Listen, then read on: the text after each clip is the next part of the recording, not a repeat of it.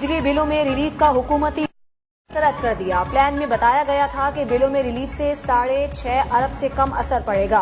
IMF ने plan मुस्तरद करते हुए 15 अरब से जायद का असर बताया।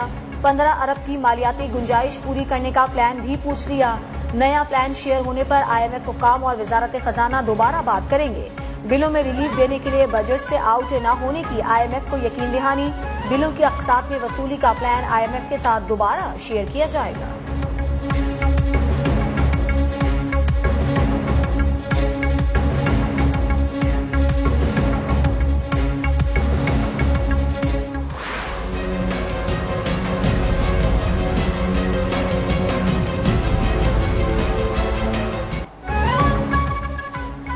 कराची वालों के लिए फी यूनिट बिजली 10 रुपए 32 पैसे महंगी करने की हुकूमती दरखास्त। इजाफा 2022-23 की मुख्तलिफ सेमाही एडजस्टमेंट की मद में मांगा गया है।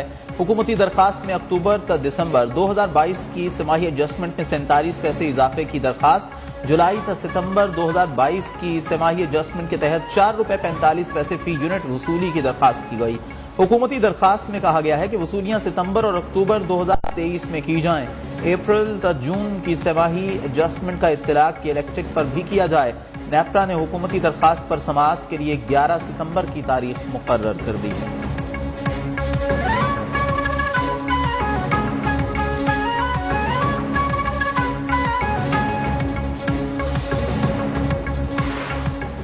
हुकूमत बिजली चोरों और नादहिंदगान के खिलाफ भरपूर एक्शन लेगी।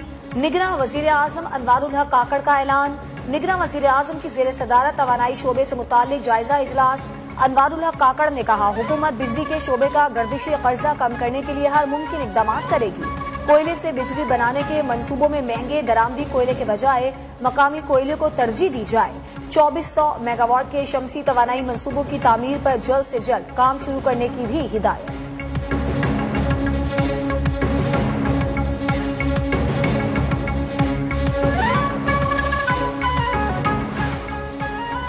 सितंबर से बिजली के बिल कम आएंगे। निगरां वजीर तवानाई मोहम्मद अली की न्यूज 1 के प्रोग्राम G4 गरीदा में गुफ्तगू। कहा, आवाम की बेहतरी के लिए मुश्किल फैसले लेने पड़े तो लेंगे।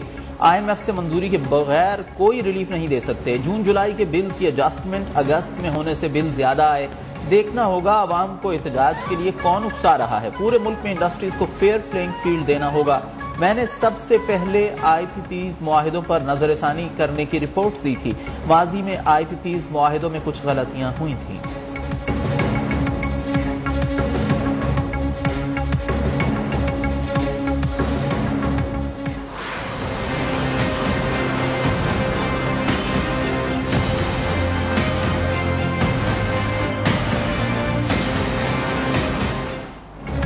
मुल्क में चीनी का बहरान। निगरां हुकूमत भी नाजायज मुनाफाखोरों को लगाम डालने में नाकाम। महंगी बिजली और पेट्रोल से तंग आवाम मजीद हो गए हलकान। लाहौर में चीनी की कीमत 240 रुपए फी किलो तक पहुंच गई।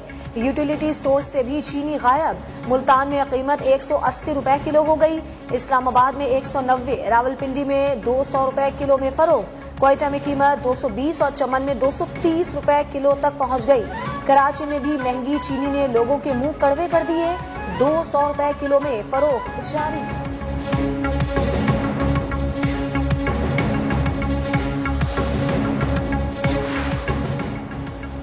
वजारत फूड सिक्योरिटी हुक्काम ने चीनी की कीमत में इजाफे को मसनूई करार दे दिया। चीनी की जखीरा अंदोजी और स्मगलिंग कीमत में इजाफे की बुनियादी वजह करार शुगर माफिया को जिम्मेदार भी ठहरा दिया।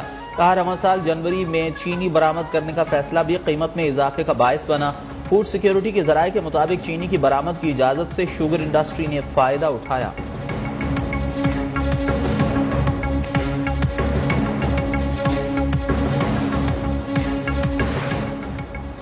चीनी एक्सपोर्ट का मामला इतना बड़ा है नहीं जितना इसको बनाया जा रहा है। एहसन इकबाल के बयान पर हैरानी हुई।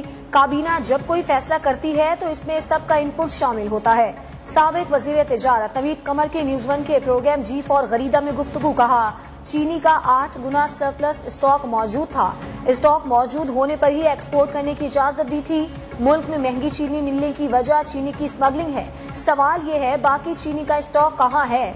रहनुमा मुस्लिम लीग नून एहसन इकबाल ने चीनी बरामद करने की जिम्मेदारी साबिक वजारत तिजारत पर डाली थी। उनका कहना था साबिक हुकूमत एक इत्तेहादी हुकूमत थी, इसलिए सारी जिम्मेदारी नून लीग ने नहीं उठा सकती।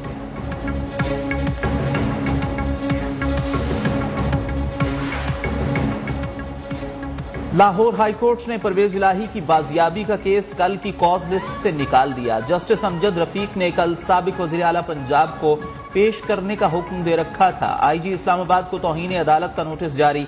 नैब ने परवेज इलाही की रिहाई और गिरफ्तार न करने का हुक्म चैलेंज कर दिया। लाहौर हाईकोर्ट से सिंगल बेंच का हुक्म मुअत्तल करने की इस्तदा।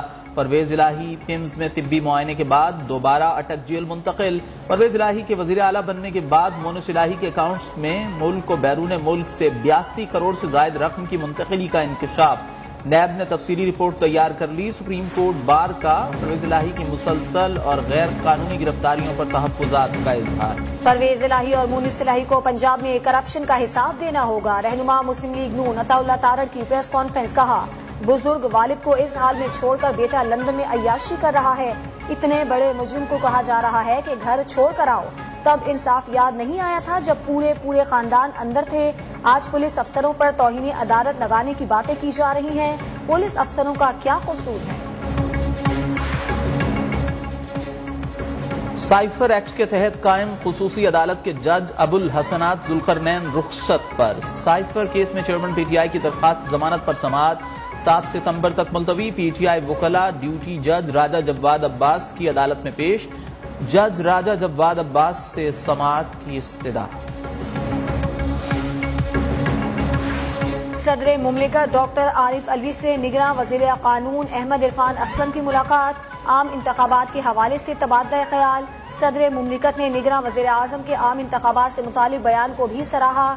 अनवारुल हक काकड़ ने कहा था कि निगरां हुकूमत इलेक्शन के मामले पर सुप्रीम कोर्ट के फैसले की पासदारी करेगी।